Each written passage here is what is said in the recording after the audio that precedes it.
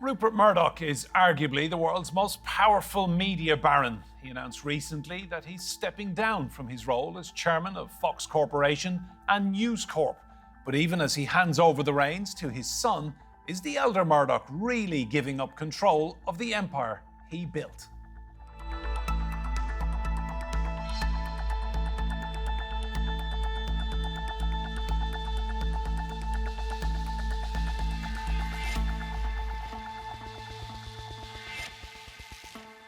Hello and welcome to Roundtable. I'm Enda Brady. Now, at the age of 92, Rupert Murdoch says he's finally handing over his media empire to his son, Lachlan. Murdoch's supporters say he saved the British newspaper industry. Critics say his populism has debased global media. But his influence stretches far beyond newspapers and TV, shaping the political fortunes of leaders on 3 continents. So what is Murdoch's legacy likely to be? Rupert Murdoch's career began after he inherited a single newspaper in the South Australian capital Adelaide in 1952. But the ambitious 21-year-old had grander plans. After dominating Australian print media, he set his sights on the UK, buying the News of the World and the Sun newspapers in 1969. And his aggressive, some would say ruthless, management style became immediately apparent. Well, we're changing the whole paper and changing the whole economy of it, of course. The old Sun was printed in London and Manchester, employed 1,700 people. We're going to employ 900 or less. Over the next 6 decades, he went on to dominate not only print, but TV news and entertainment in the US, UK and Australia under 2 entities, News Corp and Fox. Along the way, his media empire has been instrumental in the victories of leaders including Tony Blair and Donald Trump. Murdoch outlets backed the Leave campaign in the UK's 2016 vote over the country's EU membership, tilting public opinion towards the historic decision to quit the bloc. But after a series of scandals and missteps, Murdoch is handing over the chairmanship of News Corp and Fox to his son Lachlan. He will, however, retain the title of Chairman Emeritus, and in a message to staff he said he will remain involved every day in the contest of ideas. So is this the end of Rupert Murdoch's storied career, or merely the beginning of a new chapter? Well, let's meet our guests. We have a fantastic panel today for you. Joining us in the studio is Adam Boulton, journalist, broadcaster and political editor extraordinaire. Claire Pearsall is a former Home Office advisor in the British government. And on Skype, Freddy Gray, deputy editor of The Spectator. Adam, I'll come to you first. Rupert Murdoch, tell us what he's like. Well, I think he's not like the image of a sort of megalomaniac media mogul who wants to tell the world what to think and to dictate to everyone who works with him what they ought to say with a political bias. I mean, I've worked in various guises for him as political editor at Sky News, as a columnist for the Sunday Times, and latterly currently working for Times Radio. And no one has ever, let alone Rupert Murdoch, ever said anything to me about my political analysis, what I should report on, or how I should report it. Now, it is different, I think, probably in some of the newspapers which do have a direct editorial line. But again, if you talk to Rupert Murdoch's editors, the editors of his papers, they say people don't realise how much independence they actually have, although, of course, ultimately they hold their jobs at his will. And what I would say about Rupert Murdoch is, in the end, the job of news, being a merchant of news, building his business is way more important than any kind of desire to have global influence politically. And was he chatty, charismatic, intelligent? How did you find him? Mainly, he wants information out of you. I mean, mainly he wants to say, what do you know about what's going on in politics, but also what's going on in the royal family. I remember one time I had a bet with him, a sort of sportsman's bet about who was going to win the German election. And I turned out to be right, but I didn't collect. Claire, tell me, you've worked all your life in British politics, in government. How much kind of an aura and an influence did he have at the highest level? An enormous one. And for the majority of people, they would never meet him, never come across anybody at that kind of level. But They would always look to what his newspaper titles were doing, what they were promoting, and the lead that they were taking. And it was most apparent to me in the 2005 leadership election, where all of the candidates were so desperate to ensure they had the Sun newspaper on their side, the News of the World, obviously not in existence any further, and then afterwards, then you look towards the Times, the Sunday Times and papers like that. But it was always the Sun that was, for Conservative MPs, their main focus. So if they could do that, and if they could get hold of people like Rebecca Brooks, get in front of them, that kind of influence was enormous. But Rupert Murdoch himself, as Adam has just said, very, very hands-off. You didn't have any kind of feeling that he was pushing his editors in any particular direction. It was all down to that editor and their insight into politics, which is why he had them. Freddie, how seismic a moment do you feel it is for media in the United Kingdom, in the United States, Rupert Murdoch stepping back, if not completely? I think it does feel like the end of an era, and particularly for print journalists, and particularly for British print journalists, because Rupert Murdoch was very supportive of print, which is, of course, a struggling, and a lot of people think, probably rightly, dying industry. And yet ink was in Murdoch's blood, as lots of people have said. And I think a lot of people are very sad about that. A lot of people in journalism are very sad about that. I was very interested about what Adam said about the hands-off nature and what Claire agreed with about that. I think that, in a way, his power came from that hands-off approach, because quite a lot of editors, they would never be told what to say by him, but they were quite often guessing as to what he thought. I mean, if you look at something like the Iraq War, the Murdoch press was very, very on board with that. And that won't have come from any instruction. It will have come from some sense that this is what he wants. And that, people might say that's him dominating the press. I'm not sure it is. I think it just speaks to his power. My boss, Andrew Neil, our chairman at the Spectator, he used to work for him. And he talks about how he was he would operate like a king, and he'd have a court. He didn't operate like a normal CEO. Adam, can I ask you, what was more important in all the decades of Murdoch's empire, political ideology or business and making money? Oh, they undoubtedly business. The fact that, he's built a business worth, before he started selling it off in 2018, but, worth in something getting on for, $30 billion personally, his stake in the business. What he should be remembered for is the man who created The Sun, who created Sky News, who created Fox News, controversially, who almost certainly kept the Times and the Sunday Times alive after the lockout and the strike, and who also has employed journalists in many other fields, including, of course, famously the kind of trophy asset which he wanted towards the end of his career of the Wall Street Journal. So that's what he achieved.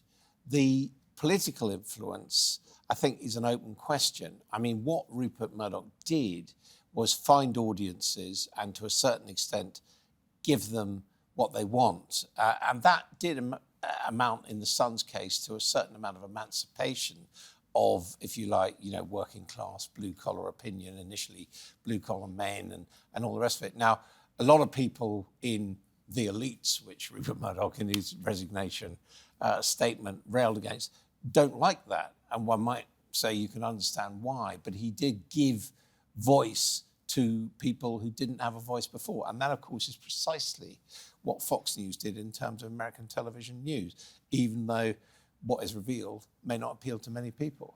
Claire, there will be many politicians who will not mourn Murdoch leaving the arena. And I'm thinking in particular of Neil Kinnock. There was one headline in 1992 which the Sun newspaper later claimed swung that election. Do you think that was fair? It probably, to some extent, is true. And the intuition that Rupert Murdoch had was he knew where the popular kind of vote was going. He knew where the tides were turning. And he could see at that point that the Labour Party under Neil Kinnock were not going to win. They were not an asset. So he made sure that people knew what his opinions were. Now, whether it did swing the election, I think, is a little unclear. And I wouldn't like for one person to take over control of a ballot paper from the general public. But I do think that it has an influence. And it's absolutely right that he's done the same in America when he bought the New York Post back in like the 1970s and turned that into a much more tabloid, shocking newspaper, which fit in with the mood of New York at the time. It's quite interesting that the editors of The Sun at the Times, who did that famous headline, after the Conservatives have won, it was the Sun what won it, so that he actually hated that. He didn't want to be boastful in that way. But I don't think he was necessarily too disappointed if people thought the Sun had had that influence, even if, as you say, he might actually have been climbing onto a bandwagon. I mean, similarly, you know, it's interesting, we hear conflicting views of what he says about Donald Trump. He knows him from New York life, apparently does not have much admiration for him. But Donald Trump, in his run for presidency, and subsequently took to ringing up Rupert Murdoch on a regular basis and treating him as a friend. And as a newspaper man, the President of the United States ring you on a regular basis. What are you going to do? You're not going to turn him away. Freddie, Rupert Murdoch, in all his years in the media, he really seemed to be a consummate judge of public opinion, certainly in the United Kingdom. Is that a fair assessment? I think he had a genius for popular opinion. He, as an editor and as a businessman. And I think if you look at Fox News, which was almost sort of created by accident, I believe he wanted to buy CNN and that didn't work out, so he set up his own thing. And I think that, you know, that showed an ability to spot a gap in the market and to let someone else, Roger Ailes in this case, for the most part, just get on with making it work. Because he understood that Roger Ailes understood that Americans were slightly tired of pompous, left of centre television media, and they wanted, a lot of them are conservative by nature, and they wanted a channel that gave them a news or information in the way that they wanted it. So it gave people what they wanted, and that's not necessarily a bad thing, much as though people don't like it. Adam, I want to talk about May 1997, New Labour. How big a deal was it, the Murdoch press backing Tony Blair and his project? Well, it was certainly regarded as a very big deal by New Labour. And you remember it was preceded by a trip where Tony Blair was invited to Hayman Island in Australia, which was one of the periodic gatherings of the clans, the various aspects of the empire. But I can tell you that the late Richard Stott was actually there as one of Murdoch's editors. And as the Blair party arrived, he said to them, look, you just got to realise he doesn't care about politics. He cares about the business and what this is going to be for the business. And so, you know, there was a symbiotic relationship. But again, I think while it undoubtedly reassured Sun readers when the Sun came on board, I think you could argue that, you know, the Sun saw what was happening anyway and wanted to identify with it because they felt that that would work for the business interests of Rupert Murdoch once he got into power. And it did, you know, for a very long time, that closeness worked. And then again, towards the end of the New Labour time, there is no doubt that Gordon Brown was bitterly disappointed when, again, I think reading the mood of the country, the Sun switched back to David Cameron's Conservatives. And the net result of it all, of course, was that when the phone hacking scandal happened, both sides, Labour, Conservative, and people working for the Murdoch Empire decided that they'd just got too close to each other. How damaging was that phone hacking scandal for his business, for his reputation and his name? I mean, privately, he must have been very angry. Yeah, I'm not sure that he knew about it in the sense of what went on. He knew that the News of the World was getting stories which were difficult to explain otherwise and was very proud of that. I think if one looks at the fallout from it, what it actually did was destroy James Murdoch as his chosen heir, because James Murdoch moved from running Sky to being on the bridge when the hacking disaster happened, even although he certainly had no foreknowledge of what was going on. But that kind of knocked him out. And I think that's why today we see Liz Murdoch also having left the company earlier on, that Lachlan, in some ways the most unlikely of the children in terms of their record and their interests, emerging as the apparent inheritor of the empire. Claire, was it right that someone who's not British had such influence in this country for so long? I don't think that actually matters, to be perfectly blunt. I think what matters is that closeness between newspapers, the media, and politicians. And as Adam was just saying, not only did we see that with the phone hacking scandal, you also had that crossover with David Cameron when he took on Andy Coulson, former Murdoch man, as his chief of staff. That all came crashing down. And I think at that point, people thought that this was all bad and you shouldn't be that close. But as to him not being British, I don't think people really had that kind of issue, certainly not in the realm of politics. They saw him as an owner, and that was it, because the editors would you were say British. Not being British? I mean, he was Australian. His father was very much someone of the empire, had worked for the Times of London, sent Rupert to Oxford University. So in that sense, I don't think he ever identified as ostensibly not British. I mean, the interesting thing is when he decided he'd expand his empire into America, and in order to succeed there, in order to buy the New York Post, he actually had to take American citizenship. Yeah. Freddie, I want to ask you, he doesn't strike me as the kind of man to be relaxing now, pipe and slippers, feet up, succession has been delivered. I mean, the email the other day that was in the papers saying he'd still be in newsrooms late on a Friday night, he's probably not going anywhere, is he? Yeah, that was a terrifying warning shot to anyone who's thinking about slacking off, I think.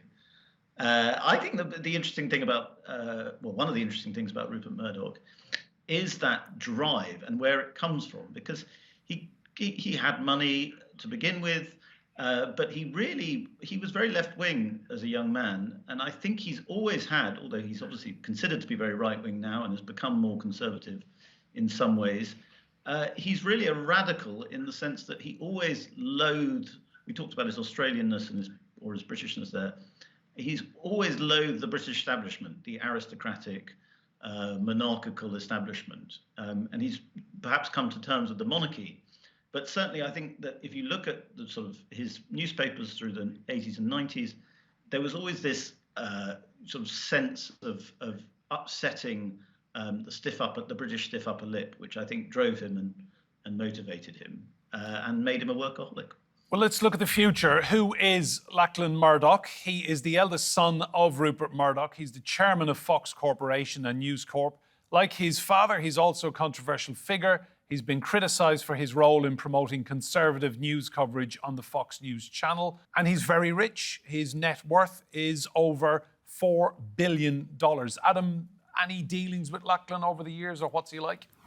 I don't know him well. I have seen him with his father on sort of state occasions of Rupert Murdoch's parties in this country, and he's always extremely solicitous of his father. I think worth bearing in mind that the other adult children, as they're called, both James and Liz, have at times publicly expressed their differences with their father or the direction the company's taken.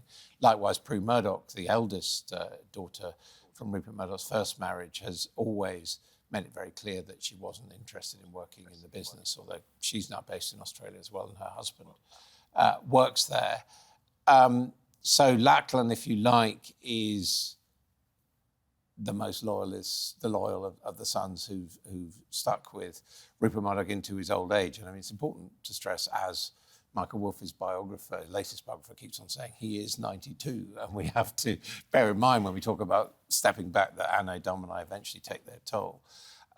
He's not someone, I think this is of interest to British audiences and European audiences, he is the one of the children, the 4 adult children, who will apparently decide what happens to the business after Rupert, who has not spent any time of his life at all really in the UK. He's basically is based in Australia and has had a business career in America. So the extent to which, as Freddie was saying, he would have any sentimental feelings towards the Times or the Sunday Times or indeed the Sun, I think has to be open to question. Claire, just on that point, do you think British politicians now will be clamouring to have an audience with Lachlan Murdoch? I think they will always want to have that kind of audience. But it goes back to something, Freddie said it right at the beginning, is that print journalism used to be the most important thing in politics, and now that is waning. The times have changed, there are different methods. However, when you come up to an election period, which we are in the United Kingdom, newspapers and the print industry will still hold the key to getting those messages out. So I would suggest that Lachlan is going to be very busy with emails and messages going across asking to meet up. I don't think that is going to go away. And I think this next year will prove whether print media is going to survive in the way that we've always known it to. And I have a feeling it is still going to be very much part of our culture when it comes to elections. Keir Starmer and his senior team were at the summer party this year, meeting both Rupert and Lachlan. Freddie, what challenges face someone taking over from a man like Rupert Murdoch? What would you say Lachlan's number one challenge is now? I think to a certain extent, if he was interested in power, which one assumes at some level he must be, I think his biggest challenge will be to retain that mystique that Rupert Murdoch has, particularly over, one of the reasons people are so obsessed with the TV show Succession, which is obviously a sort of fantasy based on the Murdoch story. It's a big hit TV show. The reason people are so interested in that is because we like this idea. People are drawn to this idea of people who, with one decision, can shape the future of the world. The reality of course, as we've touched on already, is more complicated than that. Rupert Murdoch doesn't decide who's going to be the next Prime Minister. But what does happen is a lot of people in Westminster will think the most important thing is to get the Murdochs on side if we want to win power. If Lachlan can retain that sort of allure, that sense of great power, then he will be as powerful as his father.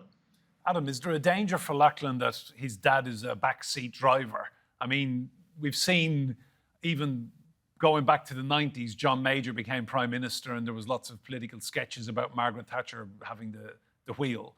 Is there a danger that whatever Lachlan wants to do, his dad will, that figure, the giant figure, will always be there? I think so long as Rupert Murdoch is capable, he will be the dominant figure in his two companies, in News and Fox. But I also think that having delayed this decision so long and taking it now, Rupert Murdoch will clearly understand the import of what he's decided. Claire, I'm sure a lot of viewers, like all of us, will have followed Succession, a TV drama, as Freddie called it, a fantasy loosely based on the Murdochs. How does it look in reality? A 92-year-old man working that long, that hard, and only now making the decision as to who's taking over? I think it's very much a case of we'll never see the likes of this again. He is an extraordinary character, whether you agree with his empire or not. He will always have that place in history. And I think that's why Succession has been so compelling, is that this is something that is loosely based on real life. It is quite dramatic, but the grain of truth that runs through it is what the Murdoch empire is all about. So I think that he will always have that place. I'm not convinced that he's going to put on his slippers and sit there with his feet up. I always think he's going to have a part in the this. fascinating thing about Rupert Murdoch is that he understood his times. So he, out of his knowledge of Australia and what he learned of England, he built a company and then leveraged that into access into, first of all, the News of the World and then The Sun. Then he leveraged what he built in the UK into access in America. And at the same time, he moved into print, which I agree with Fred entirely was his first love, but then saw the opportunities in television being opened up by technology and moved into that first in all three continents, in Australia, in the UK, and in America. And it would be lightning striking twice if in his family there is someone who finds themselves in the right place in the right time, both geographically and technologically. At what point next year will the Murdoch empire under Lachlan endorse Keir Starmer perhaps as the next British Prime Minister? When they're absolutely certain he's going to win. Really? I think there's desire, certainly in a business that's proved as flexible as Rupert Murdoch's, to be on the winning side. And because that is where the public is at any particular time, and they want to be with the public. I mean, people forget, for example, that you know, at the time of the Brexit referendum, the last great polarising event, the Times editorially was Remain and the Sunday Times editorially was Leave, hedging its bets. And Claire, do you go along with that they will wait until the last moment and... Absolutely. I don't think there's anything to be gained by putting yourself out there on one side or another this far out from an election. I think that they will wait, they will see what both sides have to offer, and they will see where the public opinion is going. They don't want to be a loser in all of this. Throughout their history, they have always called it correctly. It doesn't matter if it's in America with the Reagan administration or in Australia or in the United Kingdom. So I think it's a sit and wait. They don't need to do anything quickly. And let's see what everybody has to offer. And it's such a chaotic time that there is absolutely no point picking a side right now. Claire, Adam, Freddy, fascinating discussion. Thank you all for your insight. Remember, you can see more discussion and debate on our YouTube channel. Search for Roundtable, TRT World. But for now, from me and Brady and all of the team here, goodbye and thank you for watching.